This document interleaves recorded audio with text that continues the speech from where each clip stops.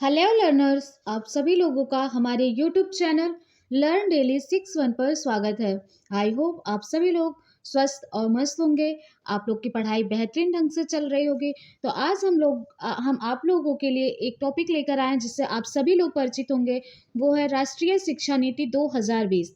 इसको हर किसी ने लगभग पढ़ लिया होगा, लेकिन आज हम इसको बिल्कुल आसान भाषा में और संपूर्ण शिक्षा नीति का विश्लेषण करेंगे कि शिक्षा में बाल्यावस्था में और बड़े लोगों के लिए उच्चतर शिक्षा में सारे टॉपिक को कवर करेंगे कि क्या-क्या प्रावधान लाए गए हैं।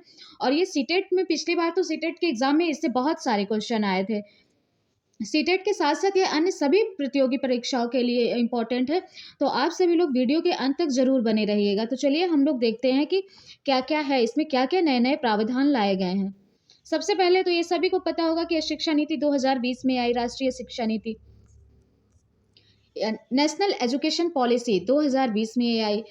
कब ये घोषित हुई थी? ये घोषित हुई थी 20 और 29 जुलाई 2020 को। कब घोषित हुआ था ये? 29 जुलाई 2020। किसके द्वारा? भारत सरकार के द्वारा। उस समय कौन थे? पीएम मोदी थे।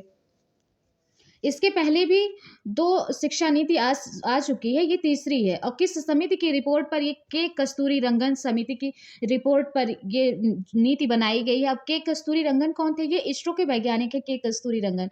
ठीक है, ये बहुत ही इंपॉर्टेंट है। ये सारे ही पॉइंट बहुत इंपॉर्टेंट है, इसलिए आप लोग ध्यान से देखिएगा। फिर 1968 में पहली शिक्षा नीति आई थी स्वतंत्र भारत के बाद। उसके बाद 1968 में किसके समय में? इंदिरा गांधी के समय में आई थी। फिर 1986 में राजीव गांधी थे, उनके समय में शिक्षा नीति लाई गई थी। और फिर 1986 की जो शिक्षा नीति थी उसका 1992 में संशोधन किया गया था। उस समय पीएम नरसिम्हा राव की सरकार थी। तो 1968 में पहली शिक्षा नीति थी, फिर 1986 में दूसरी थी, और उसके बाद 1986 के बाद 34 साल के बाद 2020 में फिर नई शिक्षा नीति लाई गई है पीएम मोदी की सरकार में। तो ये कौन-सी तीसरी राष्ट्रीय शिक्षा नीति है ये, 34 साल बाद नई शिक्षा नीति बनाई गई। ये सारे ही बहुत इम्पोर्टेंट पॉइंट हैं। फिर क्या है? क्यों बनाया गया? इसका विज़न क्या है? नई शिक्षा नीति लाने का क्या उद्देश्य था? क्योंकि पहले से भी तो 2 शिक्षा नीति थी, 1968 थी, 1986 थी, फिर तीसरी क्यों लाई गई? क्योंकि भारतीय मूल्यों से विकसित शिक्षा प्रणाली में उच्चतर गुणवत्ता लाना, कि हमारी शिक्षा प्रणाली कैसी हो? हमारी शिक्षा प्रणाली हमारे मूल्यों पर आधारित हो, भारतीय मूल्यों पर आधारित हो, उसमें विदेशी छाप ना हो। तो भारतीय मूल्यों से विकसित, भारतीय मूल्यों से बनी हो ऐसी शिक्षा प्रणाली हो और उसमें गुणवत्ता उच्चतर हो। तो इसका विज़न ये था राष्ट्रीय शिक्षा नीति 2020 लाने का। फिर ये भी है कि उद्देश्य क्या था? बदलते परिदृश्य में ज्ञान आधारित अर्थव्यवस्था की आपूर्ति के लिए तथा शिक्षा में गुणवत्ता को बढ़ाने, नवाचार, अनुसंधान, इन सबको बढ़ाने के लिए ये नई शिक्षा नीति लाई गई। क्योंकि शिक्षा प्रणाली जो थी वो रटने पर ज़्यादा बल देती थी। शिक्षा का बोझ बहुत ज़्यादा था। बच्चे वो शिक्षा ऐसी थी कि बच्चे के जो है आगे चल कर के भावी जीवन में उसके यूज़ की नहीं थी। तो इन सबको कम करने के लिए नई शिक्षा नीति लाई गई, शिक्षा में गुणवत्ता बढ़ाने के लिए, नवाचार बढ़ाने के लिए, ऐसी शिक्षा हो जो बालक के भावी जीवन में यूज़ हो, फिर उसका ऐसी शिक्षा ना हो कि वो फिर काम ही ना आए। तो इन सबको ध्यान में रखते हुए फिर नई शिक्षा नीति लाई गई। उसके बाद क्या है? इसमें परिवर्तन क्या हुए? ये सबसे बड़ा परिवर्तन है जो एग्ज़ामों के लिए बहुत ही इम्पोर्टेंट है, कि हर कोई इससे पूछता है कि इसमें 10+2 के स्थान पर 5+3+3+4 लाया गया था। 53-34 कह लीजिए कि लाया गया है। अब ये क्या है? 10+2 पहले तो जानते हैं कि क्या है? 10+2 क्या है ये जानते हैं। पहले जो था पिछड़ा शैक्षिक संरचना जो थी हम लोगों की 1986 की या उससे पहले की, उसमें क्या था? उसमें था 10+2 था। तो 10+2 क्या है? था 12 साल। क्या है? 12 साल का स्टेज क्या है? तो उसमें पहला चरण जो था वो 10 ईयर का था। तो 10 ईयर में जो था उसमें किस एज के बच्चे आते थे? उसमें 6 से 16 वर्ष तक के बच्चे आते थे। अर्थात 6 से 16 वर्ष, 6 वर्ष से पढ़ाई स्टार्ट होती थी। 6 वर्ष का जब बच्चा होता था तो वो क्लास फर्स्ट में जाता था। ये 10 ईयर हो गए। और 2 ईयर जो था उसमें जो है 16 से 18 वर्ष के बच्चे थे। तो इस तरह से ये कक्षा 1 से लेकर के कक्षा 12 तक की संरचना थी, अर्थात 6 साल से लेकर के 18 साल तक के बच्चों का। ये हो गया 10+2। 10+2 में 3 से 6 वर्ष का बच्चा शामिल नहीं था। ये बहुत ही इंपॉर्टेंट है कि 10+2 में 3 से 6 वर्ष का बच्चा शामिल नहीं था। वहाँ 6 वर्ष से 6 वर्ष का जब बच्चा होता था तो वो फर्स्ट में जाता था। लेकिन जो नई शिक्षा नीति 2020 आई उसमें क्या हुआ? उसमें जो है 3 से 18 साल तक के बच्चे को रखा गया। 3 से 18 साल कैसे, अर्थात 5+3+3+4 रखा गया। तो 5 ईयर में जो था, 5 ईयर को 2 भागों में डिवाइड किया गया। कितने भागों में? 2 भागों में, 3 ईयर+2 ईयर में, ठीक है। अब 3 ईयर क्या था? 3 ईयर था 6 to 8 ईयर का जो बच्चा था वो 3 वर्ष में आता था, मतलब 3 ईयर में आता था। और इस चरण को क्या कहा गया? पूरे 5 वर्ष का जो चरण होता था उसको कहा गया मूलभूत या फाउंडेशनल स्टेज, इसे कहा गया। बहुत इंपॉर्टेंट है, इसे क्या कहा गया? Foundational stage. अर्थात बच्चा जब 3 साल का होता था, तो 3 साल का, 4 साल का, 5 साल का, मतलब 3 से 6 वर्ष का जो बच्चा होता था, वो जो है उसके लिए व्यवस्था की गई कि वो जो है प्री प्राइमरी या प्ले वे या बाल वाटिका या आंगनबाड़ी, इस तरह से संस्थानों की व्यवस्था की गई कि बच्चा जो है जब 3 साल का हो जाएगा तभी से वो स्कूल जाना स्टार्ट कर देगा।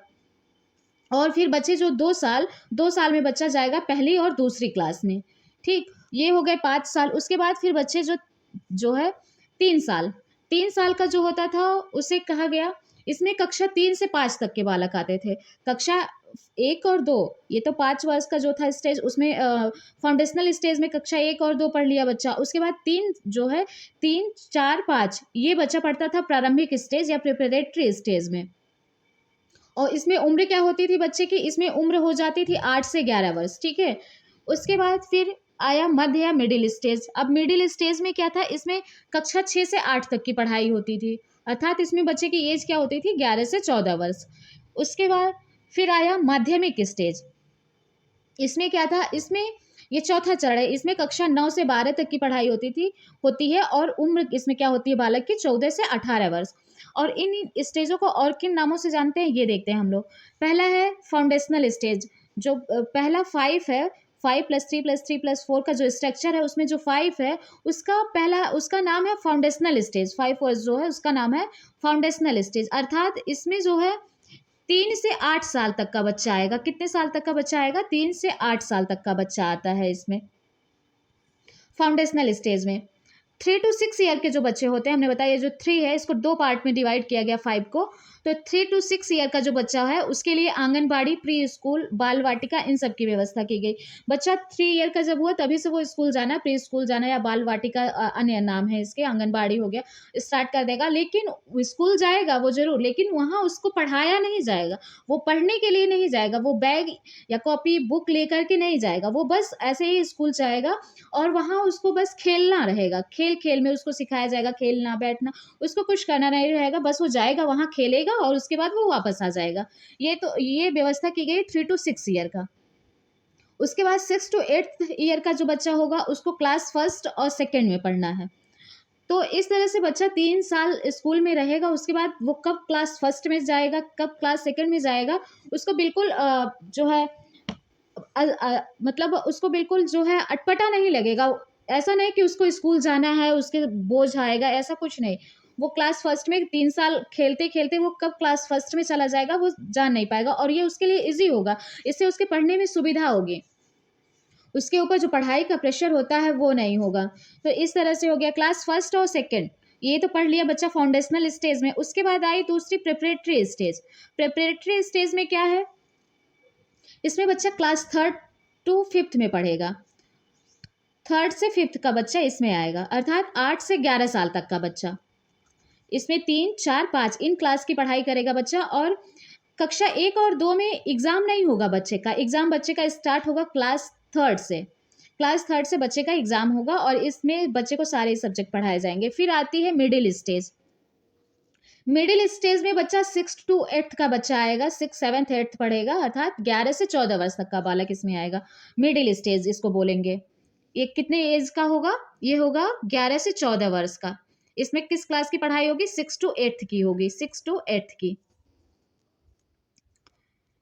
इसमें बालक को कक्षा 6 से ही जो है उसको विभिन्न कोर्स सिखाए जाएंगे, जैसे उसकी जिसमें रुचि हो। जैसे बालिकाओं की अगर रुचि सिलाई कढ़ाई बुनाई में है या बालकों की रुचि बागवानी वगैरह में, तो ये सारे कार्य उसको जो है क्लास 6 से स्टार्ट हो जाएंगे। और साथ ही साथ इंटर्नशिप की भी व्यवस्था होगी।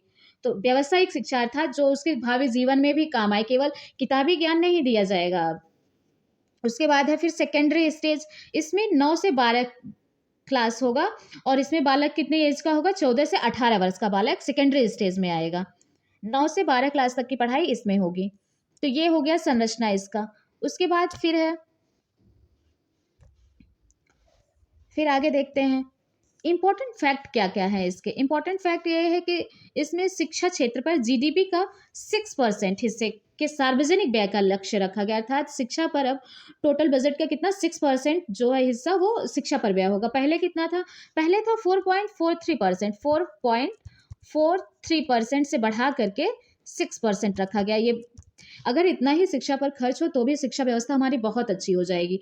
उसके बाद फिर अगला परिवर्तन क्या किया गया? इसमें अगला परिवर्तन किया गया कि मानव संसाधन विकास मंत्रालय का नाम बदल करके शिक्षा मंत्रालय कर दिया गया, अर्थात एमएचआरडी का नाम बदल करके शिक्षा मंत्रालय, एजुकेशन मिनिस्ट्री रख दिया गया। ऐसा क्यों किया गया? नाम क्यों बदला गया? इसके पीछे क्या उद्देश्य है?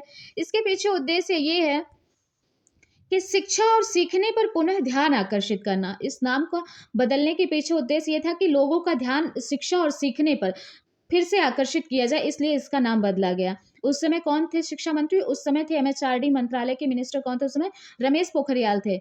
लेकिन इस समय कौन है शिक्षा मंत्री? इस समय शिक्षा मंत्री है धर्मेंद्र प्रधान। फिर अगला परिवर्तन क्या हुआ? अगला परिवर्तन हुआ कि बुनियादी साक्षरता और संख्यात्मक ज्ञान पर एक राष्ट्रीय मिशन की स्थापना की गई। किसकी स्थापना की गई? एक राष्ट्रीय मिशन की, बुनियादी साक्षरता और संख्यात्मक ज्ञान पर। हस्तपरक शिक्षा देना, बुनियादी शिक्षा की स्थापना, बुनियादी शिक्षा से तात्पर्य क्या? महात्मा गांधी जी ने बुनियादी शिक्षा स्टार्ट की थी। उसके बाद फिर क्या है? 2025 तक, कब तक? 2025 तक कक्षा 3 स्तर तक के बच्चों के लिए आधारभूत कौशल सुनिश्चित किया जाएगा। कब तक किया जाएगा? लक्ष्य कब तक का है? 2025 तक का है, ये इंपॉर्टेंट है। उसके बाद फिर 2030 तक सकल नामांकन अनुपात को 100% लाने का लक्ष्य रखा गया था। शिक्षा का सार्वभौमिकरण या सकल नामांकन सभी तक शिक्षा कब तक पहुंच जानी चाहिए? 2030 तक का लक्ष्य रखा गया। ये बहुत ही इंपॉर्टेंट है। ये जो लक्ष्य है 2030 तक का सकल नामांकन का अनुपात 100%, 2025 तक कक्षा 3 तक के बच्चों के लिए आधारभूत कौशल का सुनिश्चित किया जाना, ये सारे ही बहुत इंपॉर्टेंट है। उसके बाद क्या था अगला प्रावधान? अगला प्रावधान था भाषाई विविधता का संरक्षण, अर्थात अब कक्षा 5 तक के बालकों को उसकी मातृभाषा या स्थानीय भाषा या क्षेत्रीय भाषा में पढ़ाया जाएगा। ये बहुत ही इंपॉर्टेंट है क्योंकि बच्चे की भाषा, मातृभाषा अलग होती है। वो अपने घर पे रहता है तो उसकी भाषा अलग रहती है, उसके समाज की भाषा अलग रहती है, और फिर जब वो स्कूल जाता है तो वहाँ उसे एक नई भाषा मिलती है, नई भाषा में उसे पढ़ाया जाता है, जो उसके लिए बहुत ही कठिन होती है। वो बच्चा समझ नहीं पाता है, सामंजस्य नहीं बिठा पाता है। लेकिन अब ऐसा नहीं होगा।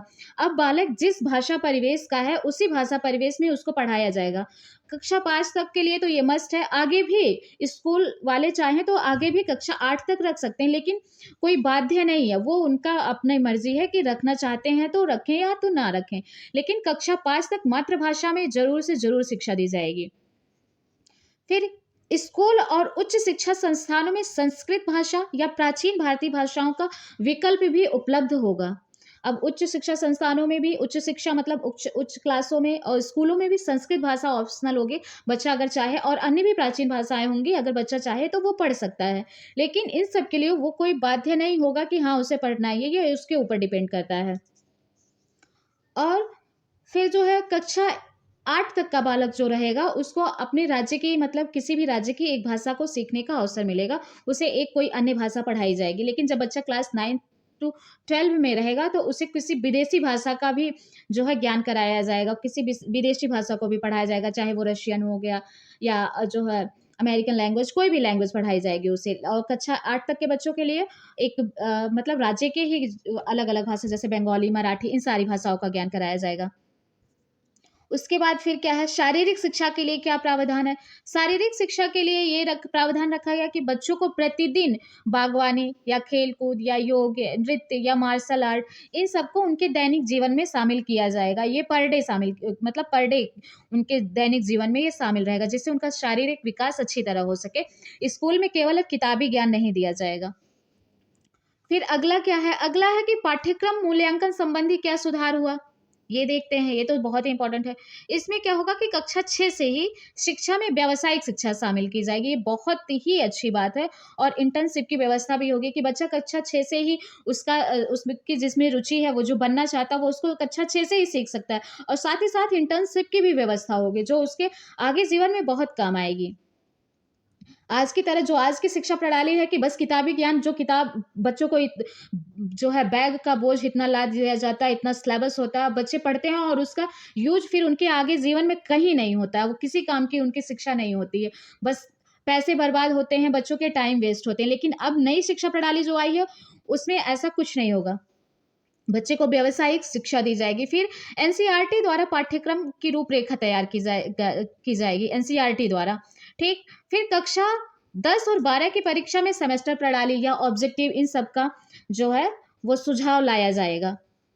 अर्थात अब बोर्ड का प्रेशर बच्चों के ऊपर नहीं रहेगा, वो सेमेस्टर वाइज हो जाएगा कि मतलब पहले जो है बोर्ड का एग्जाम होता था, लेकिन अब साल में बच्चों को 2 बार एग्जाम देना होगा। 6-6 महीने पे सेमेस्टर होगा बच्चों का। इससे अच्छा है कि उनका तैयार होता रहेगा। नहीं तो फिर बच्चे का 1 साल बाद एग्जाम होता था, तो जब बच्चे का बोर्ड आने को होता है, तो बच्चा पढ़ाई स्टार्ट करता है 1 महीने पहले।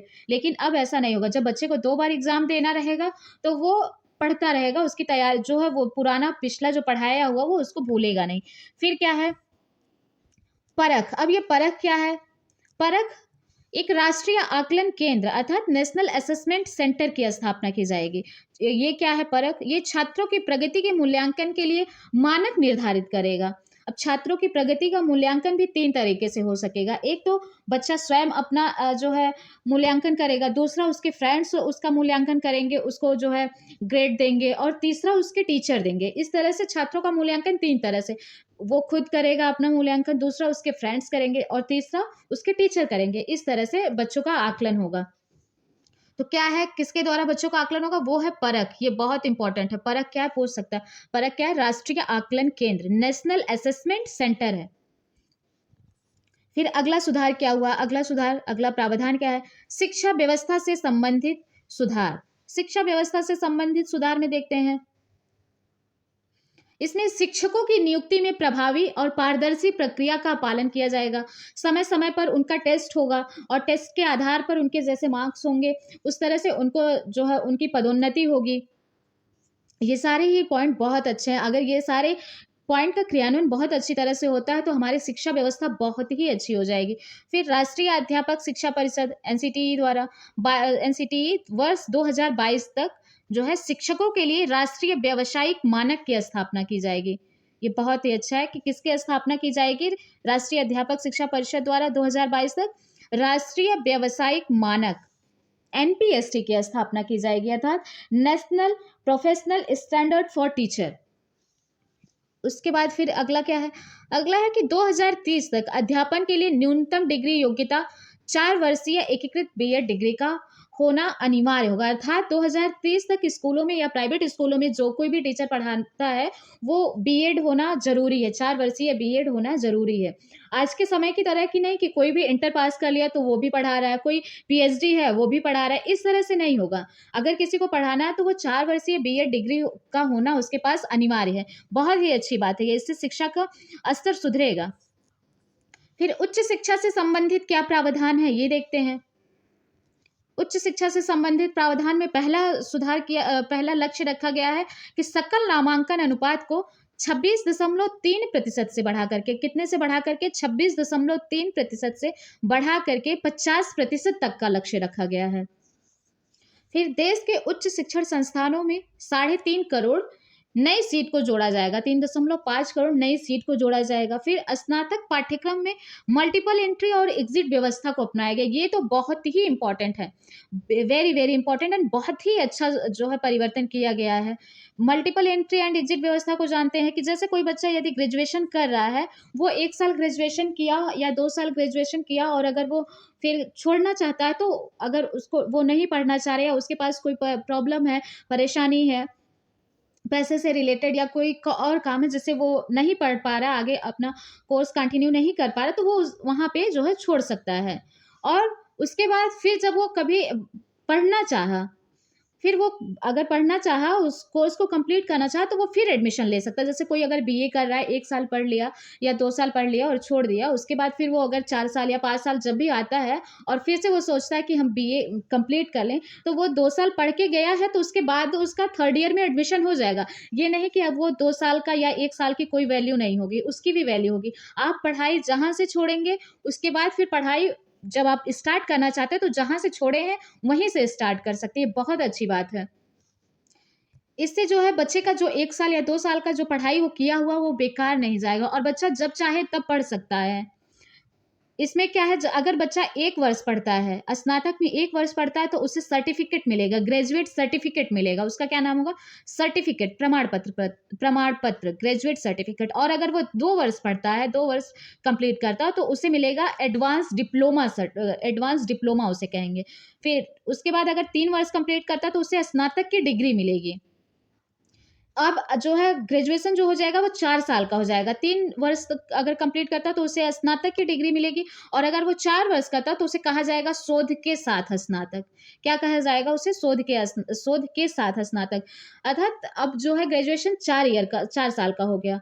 आपकी मर्ज़ी आप 1 साल पढ़ के छोड़ दो, आपकी मर्ज़ी आप 2 साल पढ़ के छोड़ दो, आपकी मर्ज़ी आप 3 साल पढ़ के छोड़ दो, आपकी मर्ज़ी आप 4 साल पढ़ो। लेकिन स्नातक के बाद जो लोग परास्नातक करेंगे, अगर उन्होंने 4 वर्ष का ग्रेजुएशन किया है, तो उनके लिए परास्नातक या पीजी 1 साल का होगा, लेकिन जो लोग 3 साल का करेंगे, उनके लिए पीजी 2 साल का होगा। ये परिवर्तन हुआ है। ये बहुत ही इम्पोर्टेंट परिवर्तन और ये बहुत ही इम्पोर्टेंट पॉइंट है जो एग्ज़ामों में पूछे जाते हैं। ये चारों ही बहुत ही इम्पोर्टेंट है, तो इसे सारे ही लोग ध्यान में रखिएगा। फिर क्या है, अंक या क्रेडिट को डिजिटल रूप से सुरक्षित रखने के लिए एकेडमिक बैंक ऑफ क्रेडिट की व्यवस्था होगी। अब ये क्या है, एकेडमिक बैंक ऑफ क्रेडिट? अर्थात बच्चे का जो डिग्री है या जो अंक है वो डिजिटल रूप से सुरक्षित रहेगा। जैसे बच्चा कहीं अलग संस्थान में या किसी अन्य यूनिवर्सिटी में जाता है, तो उस जो है डाटा उसका सारा रहेगा, उस के आधार पर जो है छात्र का जो प्रदर्शन है उसके आधार पर उसको डिग्री मिल सकेगी। फिर क्या है, नई राष्ट्रीय शिक्षा नीति के अनुसार एमफिल को समाप्त कर दिया गया है। ये एक नया परिवर्तन हुआ है कि एमफिल को समाप्त कर दिया गया। अब बच्चा जो है पीजी के बाद डायरेक्ट जो है वो पीएचडी कर सकता है। फिर क्या है, विकलांग बच्चों के लिए क्या प्रावधान किए गए हैं? विकलांग बच्चों के लिए भी बहुत सारे परिवर्तन किए गए। उनके लिए जो है क्रॉस विकलांगता प्रशिक्षण संसाधन केंद्र की स्थापना की गई। उनके लिए आवास की स्थापना, उपकरण प्रौद्योगिकी की स्थापना की गई है। शिक्षकों का पूर्ण समर्थन मिले और प्रारंभिक शिक्षा से लेकर के उच्च शिक्षा तक उन्हें अच्छी शिक्षा मिल सके, इसका जो है इसके लिए भी व्यवस्था की गई है। फिर ये हो गया विकलांग शिक्षा हेतु प्रावधान। फिर डिजिटल शिक्षा से संबंधित क्या प्रावधान लाए गए? इसमें डिजिटल शिक्षा पर बहुत ही जोर दिया गया इस शिक्षा नीति में। इसके लिए राष्ट्रीय शैक्षिक प्रौद्योगिकी मंच का गठन किया जाएगा। उसके बाद फिर जो है इसमें ऑनलाइन शिक्षा के लिए बहुत ही प्रावधान लिया गया, बहुत जोर दिया गया है, जो नई शिक्षा नीति आई है। फिर उसके बाद क्या है कि पारंपरिक ज्ञान संबंधी प्रावधान क्या-क्या किए गए? पारंपरिक ज्ञान संबंधी प्रावधान जानते हैं? पारंपरिक ज्ञान संबंधी प्रावधान में ये कहा गया कि जो भारतीय ज्ञान प्रणालियाँ अर्थात जनजातियाँ या स्वदेशी ज्ञान को जो है इन सबको पाठ्यक्रम में सटीक व वैज्ञानिक तरीके से शामिल किया जाएगा। अर्थात बहुत सारी हमारे भारत में विभिन्न जातियाँ रहती हैं, जनजातियाँ रहती हैं, उनका अपना अलग परिवेश होता है। उन सारे लोगों का ध्यान रखते हुए हमारे जो स्वदेशी ज्ञान है उन सबको हमारे पाठ्यक्रम में शामिल किया जाएगा। ये हो गया। उसके बाद फिर अगला प्रावधान क्या है कि जेंडर इंक्लूजन फंड। ये क्या है? जेंडर इंक्लूजन फंड में जो है लड़कियां या ट्रांसजेंडर इन सब के लिए जो है समान शिक्षा की व्यवस्था होगी। इन सब के लिए समान शिक्षा की व्यवस्था, इनकी शिक्षा की गुणवत्ता में सुधार के लिए बहुत सारे प्रयास किए गए हैं। उसके बाद फिर जो है एससी, एसटी, ओबीसी और अन्य जो सामाजिक या आर्थिक रूप से जो भी पिछड़े बालक हैं उनके लिए जो है छात्रवृत्ति की भी व्यवस्था की जाएगी। ये सारे परिवर्तन नई शिक्षा नीति में किए गए हैं। उसके बाद क्या है कि जानते हैं कि राष्ट्रीय शिक्षा नीति 1986 क्या थी? 1986 में भी बहुत सारे परिवर्तन, बहुत सारे अच्छे-अच्छे जो है सुझाव लाए गए थे। जैसे ऑपरेशन ब्लैक बोर्ड लाया गया था, इंदिरा गांधी मुक्त विश्वविद्यालय, ये सब राष्ट्रीय शिक्षा नीति 1986 के प्रावधान है। तो ये जानना भी ज़रूरी है। उसके बाद इस शिक्षा नीति का निष्कर्ष क्या निकलता है? हम लोग ये जानते हैं कि इस शिक्षा नीति के अनुसार राष्ट्रीय शिक्षा नीति क्या क्या निष्कर्ष है? ये बनाई क्यों गई है? इस और अगर इसका फ़ॉलो करते हैं तो क्या निष्कर्ष निकलता है? तो इसका निष्कर्ष ये निकलेगा कि अगर हम लोग इसका क्रियान्वयन सफल तरीके से करते हैं, तो यह नई प्रणाली जो है, वो भारत को विश्व के अग्रणी देशों के समकक्ष ले जाएगी। अर्थात हमारी शिक्षा व्यवस्था भी अन्य देशों के समान उच्च होगी और जो है अन्य देशों के लोगों को हमारे यहाँ यूनिवर्सिटी ओपन करने की भी अनुमति है। मतलब जो टॉप 50 यूनिवर्सिटीज़ हैं, वो सब हमारे यहाँ भारत में आकर के अपनी यूनिवर्सिटी खोल सकती हैं, उसकी ब्रांचेज़ खोल सकती हैं। अब नई शिक्षा प्रणाली में इसका भी प्रावधान है। और फिर क्या है, नई शिक्षा नीति 2020 के तहत 3 से 18 साल तक के बच्चों को शिक्षा का अधिकार अधिनियम कौन-सा था? कानून 2009 के अंतर्गत रखा गया है।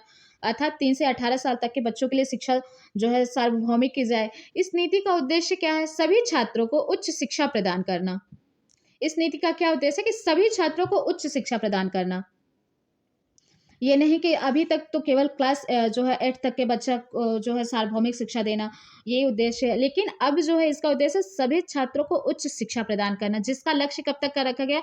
2025 तक जो है पूर्व प्राथमिक शिक्षा अर्थात 3 से 6 वर्ष की आयु सीमा को सार्वभौमिक बनाना है। अर्थात 2025 तक 3 से 6 वर्ष तक के बालकों का जो है वो नामांकन जो है वो 2025 तक का लक्ष्य रखा गया कि 2025 तक 3 से 6 साल का बच्चा जो होगा वो स्कूल जाने लगे। और स्कूल उसका कैसा होगा? वो प्री स्कूल होगा, प्ले वे होगा, जहाँ पढ़ाई नहीं होगी, केवल बच्चे को खेल खेलना होगा, खेल-खेल के माध्यम से वो सीखेंगे।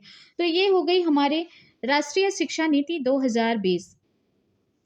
हमने इसका संपूर्ण विश्लेषण किया। आई होप आप लोगों को सारे पॉइंट अच्छे से समझ आ गए होंगे और ये केवल सीटेट के लिए ही नहीं, सीटेट के साथ-साथ केवीएस, टेट, सुपर टेट इन सारे एग्ज़ाम के लिए और अन्य टीचिंग एग्ज़ाम हो या कोई भी एग्ज़ाम हो, सबके लिए राष्ट्रीय शिक्षा नीति बहुत ज़रूरी है। एग्ज़ाम के लिए ही नहीं, अगर हम भारत के हैं तो भी हमें ये राष्ट्रीय शिक्षा नीति 2020 क्या है, ये हमें जानना चाहिए। आई होप आप लोगों को ये समझ आ गया होगा, सारे पॉइंट आप लोगों के क्लियर हो गए होंगे। अगर कोई पॉइंट आप लोग का क्लियर नहीं होगा तो कमेंट बॉक्स में आप लोग बता सकते हैं और जिनका सीटेट का एग्ज़ाम है उनके लिए तो अभी ये रामबाण साबित होगी बिल्कुल। क्योंकि 28 से एग्ज़ाम स्टार्ट हो रहे हैं तो पक्का आप लोग देखेंगे कि राष्ट्रीय शिक्षा नीति से बहुत सारे क्वेश्चन आएँगे। तो इसलिए आप लोग इसे तैयार करके ज़रूर से ज़रूर जाइएगा। आई होप आप लोगों को वीडियो पसंद आई होगी। अगर वीडियो पसंद आई होगी और आप लोगों के लिए यूज़फुल रही होगी तो लाइक, शेयर, सब्सक्राइब ज़रूर करिएगा। Thank you so much.